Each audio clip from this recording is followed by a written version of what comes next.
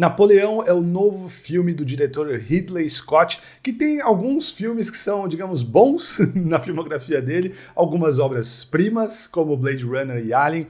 Gosto demais da maioria da filmografia dele, apesar dele ter alguns pontos mais baixos, digamos. Mas é sempre um prazer poder ver um filme novo dele no cinema. E é sobre esse filme que eu falaria aqui. Eu sou Felipe Fonseca, sejam bem-vindos ao canal. Se não é inscrito ainda, por favor, considere se inscrever e deixe o joinha aí se curtir o vídeo, que ajuda. Tem rolado uma polêmica agora, nas vésperas, né, da estreia do filme, que está estreando hoje, no momento que eu faço o vídeo e posto aqui no YouTube, sobre história versus ficção, né, o que aconteceu de fato, e umas respostas meio atravessadas que o Ridley Scott deu em umas entrevistas aí, mas, inclusive, antes de gravar aqui a crítica, eu fui me informar a respeito, porque eu lembro do que eu estudei da história de Napoleão e desse período da história da França e da Europa na escola, mas já faz muito tempo, minha memória não está tão boa assim. Eu lembro, digamos, os highlights, né, os pontos principais.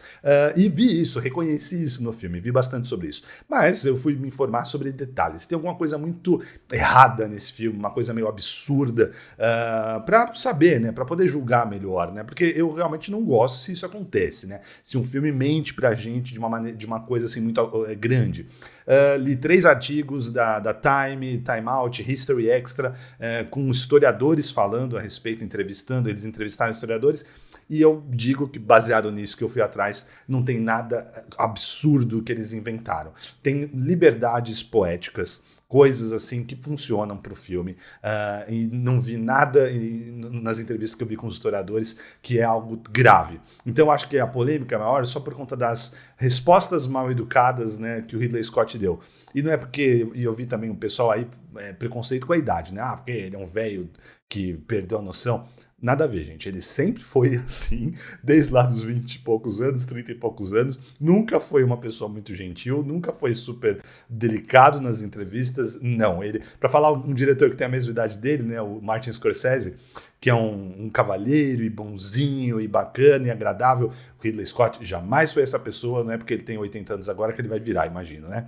Então, acho que é uma polêmica demais, mas por conta disso. O filme, como quase todo filme que conta uma história, é baseado numa história real e numa figura real, sim, toma liberdades poéticas. Mas, pelo que eu averiguei, nada grave, digamos, nada ultrajante. Não acho que esse filme está à altura de outros épicos do Ridley Scott, como Gladiador e Cruzada. Eu sou muito fã desses filmes, não sei se vocês são, vai daí de cada um.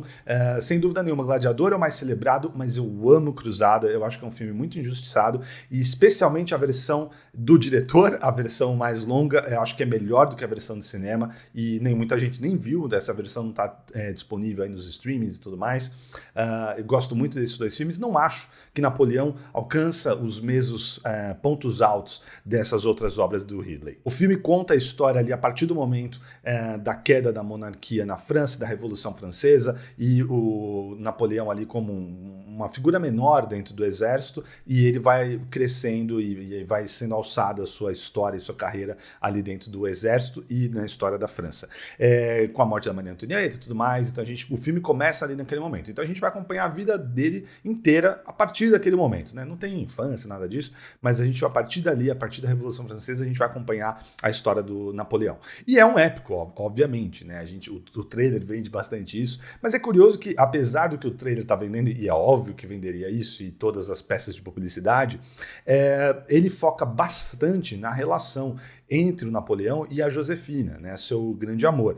É curioso que, inclusive, isso eu li nessa pesquisa que eu fiz aqui previamente sobre as questões históricas, né?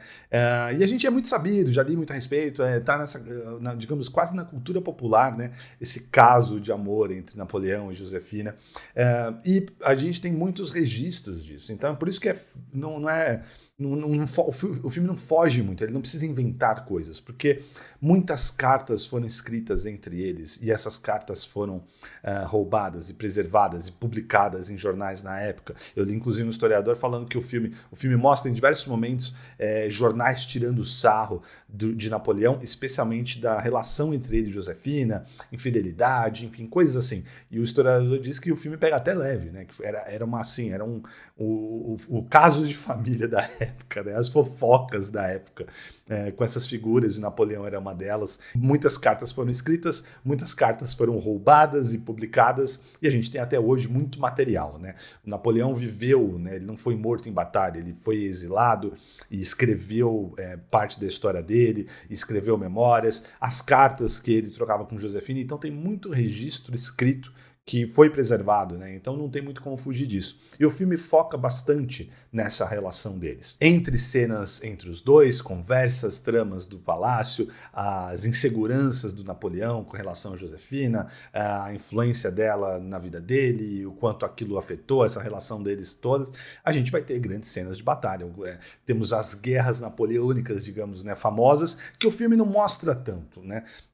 A gente tem algumas grandes batalhas, mas são muitas batalhas. Eu estou até esperando que vai ter na filmografia do Ridley Scott, é bem comum a gente ter novas versões dos filmes dele. No caso, eu gosto dessas versões que ele faz, outras versões dos filmes dele, porque, primeiro, ele não apaga as originais, como George Lucas, por exemplo, faz, como James Cameron já fez. As versões originais que saíram no cinema continuam disponíveis pra gente, mas ele retrabalha, faz outras, lança versões estendidas, ou versão do diretor, ou outras coisas até mais loucas, como o Blade Runner, que tem umas 4 versões. Enfim, eu gosto disso. E dá pra imaginar que esse filme vai ter isso. Porque tem várias lacunas, especialmente na campanha militar, justamente essa questão das guerras e de tantas batalhas. E apesar do filme ter alguns momentos bem legais que mostram por que o Napoleão era adorado pelo exército, principalmente, e isso de novo é histórico, né?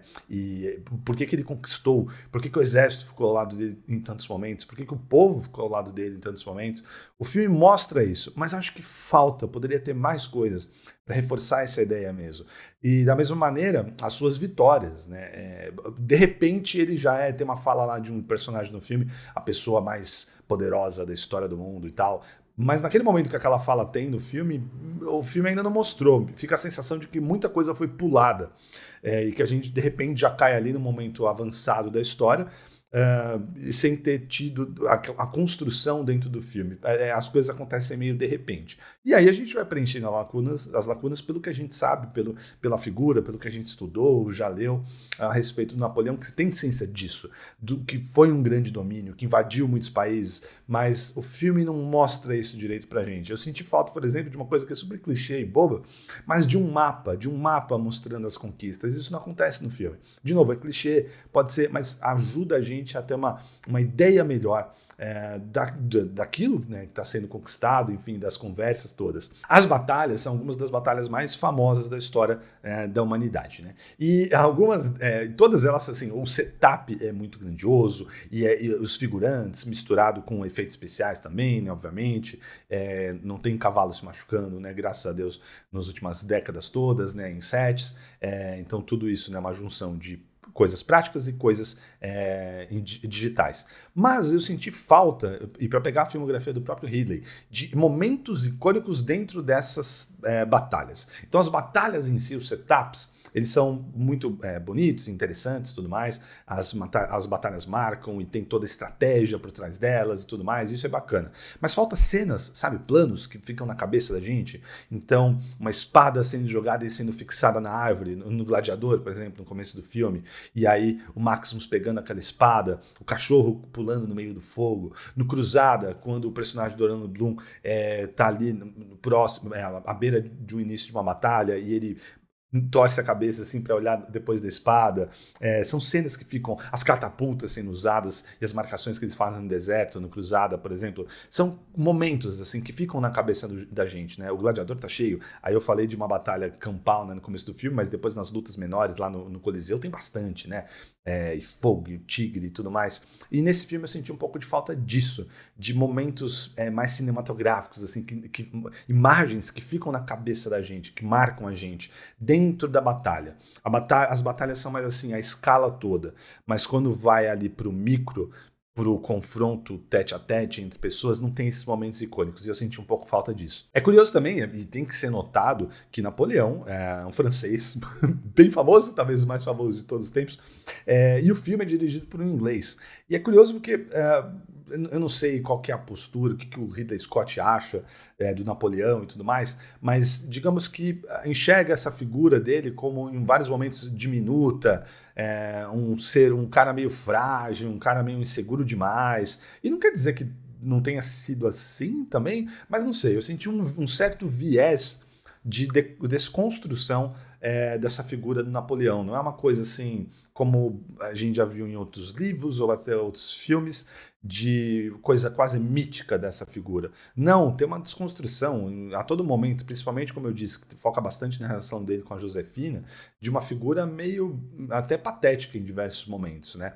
E é curioso, né, esse embate, né, dessa figura que conquistou tantas coisas e, ao mesmo tempo, o filme retrata de uma maneira não muito lisonjeira, digamos. E eu não sei, é um filme feito por um inglês, afinal de contas. Sobre a fotografia do filme, né, do Dariusz Wolski, que é um fotógrafo incrível, ele dirigiu a trilogia Pirata do Caribe e ele é o diretor de fotografia de quase todos os últimos filmes do Ridley Scott.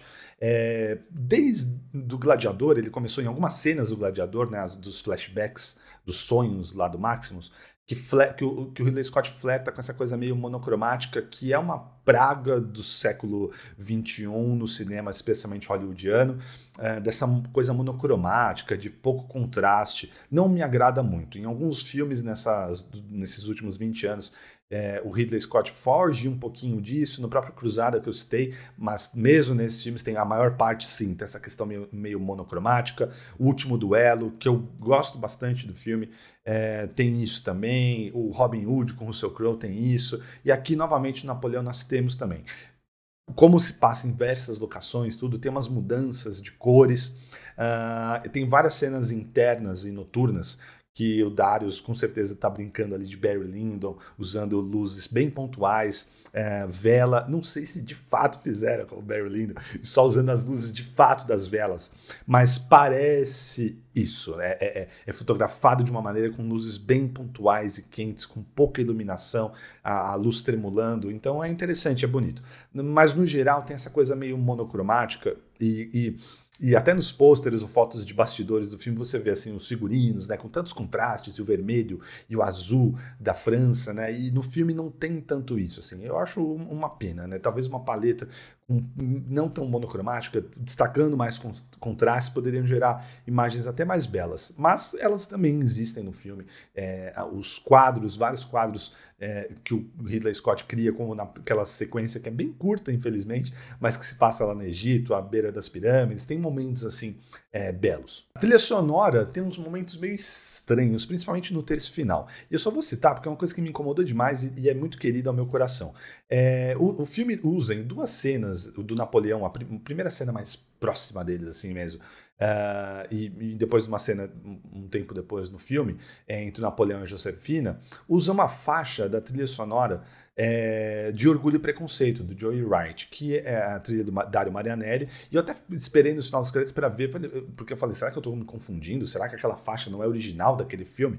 E é a faixa Dawn, né, a primeira, é a que abre o filme, quase que o tema do filme. E ele usa essa trilha sonora, tá lá, o Universal permitiu, enfim. Eu não gosto quando isso acontece. Para a maioria das pessoas que não conhece, não tem de cabeça, isso aqui que eu tô falando talvez não incomode, porque é uma faixa lindíssima, belíssima do Dario Marianelli, mas para quem é fã e conhece muito bem a trilha do Orgulho e Preconceito como eu, soa muito estranho. Imagine uma outra trilha que você conhece bastante e aí um filme usa aquela trilha numa cena e você fala, caramba, mas peraí, essa trilha é daquele outro filme, não faz sentido.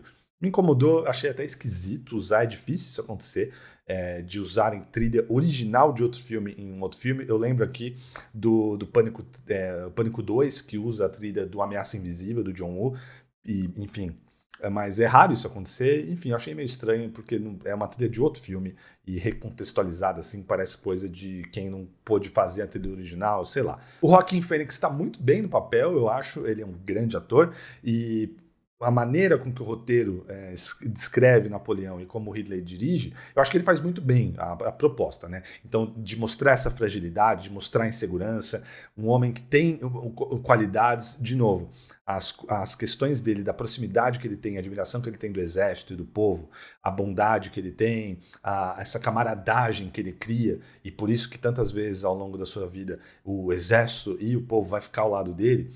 Tem esses momentos, mas acho que são poucos, deveria ter mais. Ou talvez os momentos que tem devessem ter assim, o filme valorizar um pouco mais, chamar mais atenção para aqueles momentos, porque eles são meio sutis, digamos assim. Então, a composição do Joaquin Phoenix para esse personagem que está aqui nesse filme, nesse roteiro, eu acho que é muito boa. Assim como da Vanessa Kirby, né, que faz a Josefina e que demonstra assim, a influência. E também não é uma coisa assim tão... a gente entende porque que, obviamente, essa mulher causaria esse amor. Não, não, são pessoas comuns, sabe? E eles levam isso para a tela e vai entender, né, a cabeça, a mente humana. Mas como eu falei, isso é uma das coisas que não é invenção. Está lá registrado em diversas das cartas que a gente tem, então aí publicadas em livros, tudo, entre os dois, né? Então realmente é um caso de amor muito doido da história. Tem problemas, não é um dos melhores filmes da carreira do Ridley Scott, mas é sempre eu gosto muito de ver filme assim no cinema, com grande escopo e grandes batalhas, muitos figurantes e figurinos suntuosos e locações incríveis e uma figura histórica, um protagonista atuando muito bem, um diretor que é um diretor notável, com um grande orçamento e brincando e se divertindo, porque é sério mesmo, eu li um comentário, acho que foi do Patrick Williams, falando, né, que achou demais, assim, que o Ridley Scott meio que deu uma trollada na Apple, né, assim, porque ele quase que faz um filme tirando sarro do Napoleão, assim, que eu falei a questão dele ser inglês, e um viés meio olhando de cima para baixo nessa figura, mas, enfim, é divertido, é bacana, gostei de ver no cinema, mesmo com os problemas, e imagino, sim, revendo esse filme. Não é uma das melhores obras do Ridley Scott, mas é uma obra dele e acho que vale a visita. É isso, pessoal. Muito obrigado sempre pela audiência e a gente se vê no próximo vídeo. Um grande abraço e até mais.